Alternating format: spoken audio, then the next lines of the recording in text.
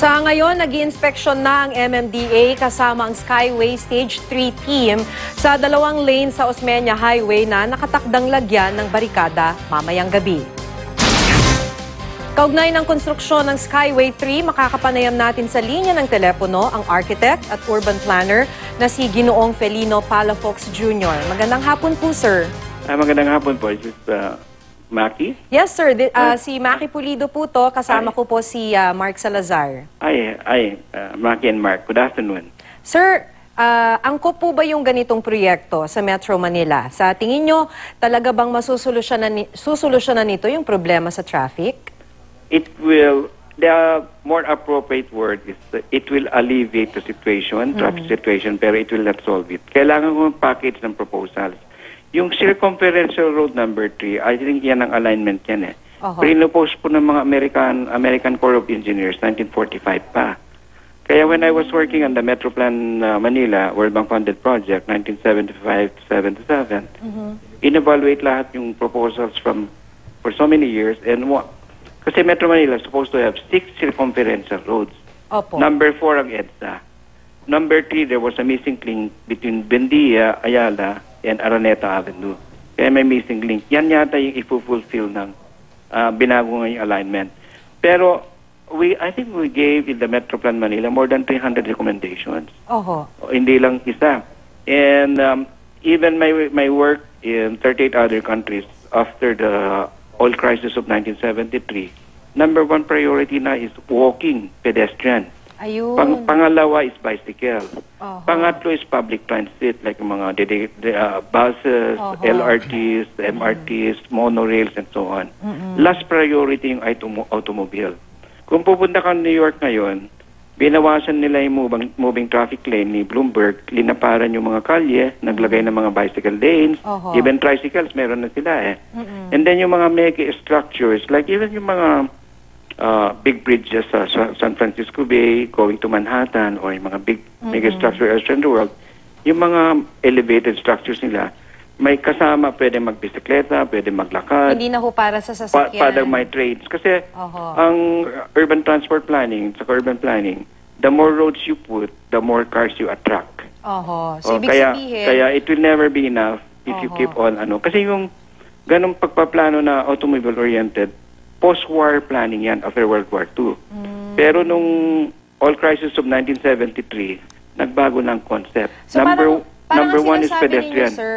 Parang ang sinasabi niyo, sir, kung pagplaplanuhan po natin, mas mabuting pagplanuhan natin na magkaroon ng lugar sa kalsada, yung mga magbibisikleta, yung mga maglalakad, sa halip na pagplanuhan natin yung mga sasakyan, yung mga kotse. Parang ganun na ho.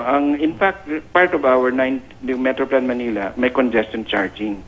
Certain times of the day, ipe-penalize you pay a charge for congestion. 1975 proposal pa yan. Dapat nakasabay natin halos ang Singapore, dapat nauna pa tayo sa London. So siguro balikan we need a package of proposals. Saka hindi lang dapat road engineering or traffic engineering. It's land use and density and transportation planning, traffic engineering and traffic management. Kasi nangyayari, sa mga kalye natin, nagdi-design lang yung mga road engineers. Walang input ang urban planners, walang input ang landscape architects and so on. Kaya maraming road widening maski 100 years old yung puno, pinuputol. Oo nga ho. Kung kinonsulta yung mga urban planners, landscape architects, pwedeng yung traffic island, yung 100-year-old trees. Traffic island, then maybe on the other side of those trees, pwedeng pang bisikleta, pang slow-moving vehicles. Kasi nangyayari, hindi comprehensive, hindi integrated, hindi interdisciplinary ang approach natin.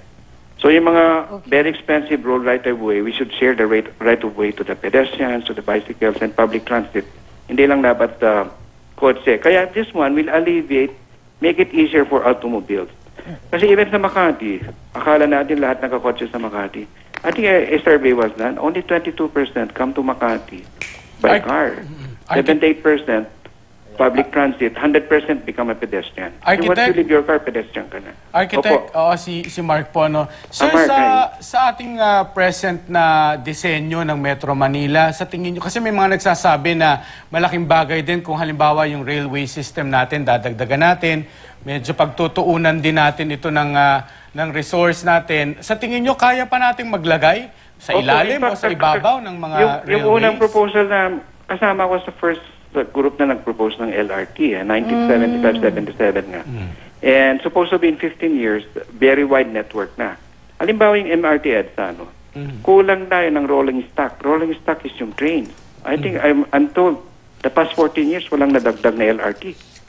And Public transport. Oh, yung tignan mo yung rail tracks ng MRT EDSA, it can accommodate more rolling stock or trains. Kulang tayo sa trains. Oho. And then kulang din tayo sa connectivity, like for instance, EDSA corridors, how not to plan a city.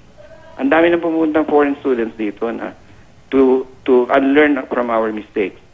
And walang integration, yung transportation and land use sa density. Panghuli na lang, architect, mapapakinabangan ba natin yung Pasig River? Halimbawa, tama ba, may sapat ba tayong infrastructure o may kaya ba tayong gawin para pakinabangan natin ang ilog na biyahihan ng mga tao? I Kasama think sa public ilang transport. presidente na at saka nung estudyante pa ako, the Pasig River can be east-west transportation corridor linking Manila Bay and Laguna Lake. So Laguna, Pasig River is 27 kilometers kasing haba yan ng EDSA eh. And it can be, and then along the Manila Bay front ng mga cities at saka mga komunidad through Pasig River and Laguna Lake, pwedeng ferry boats, pwedeng river boats. Plano pa yan ni Daniel Burnham, nagplano ng Manila at saka Chicago at saka Baguio, 1905 pa. Sayang, ano ho. Sayang. Kaya we have missed a lot of opportunities kasi hindi lang pwedeng good governance. Successful cities in the world, number one is political will with visionary leadership. Number two is good planning. Number three is good governance. You cannot go straight to good governance if you don't have good planning. Salamat po sa input po ninyo. Maraming salamat po, Architect Felino Palafox Jr. Thank you po. Thank you.